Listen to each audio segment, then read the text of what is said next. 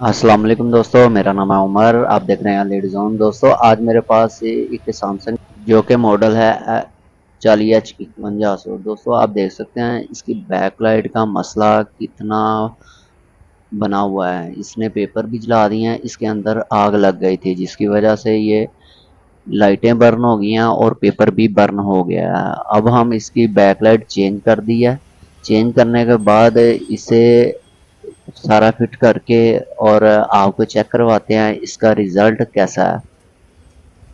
दोस्तों वीडियो अच्छी लगी हो लाइक शेयर सब्सक्राइब जरूर कीजिएगा। अल्लाह हाफिज।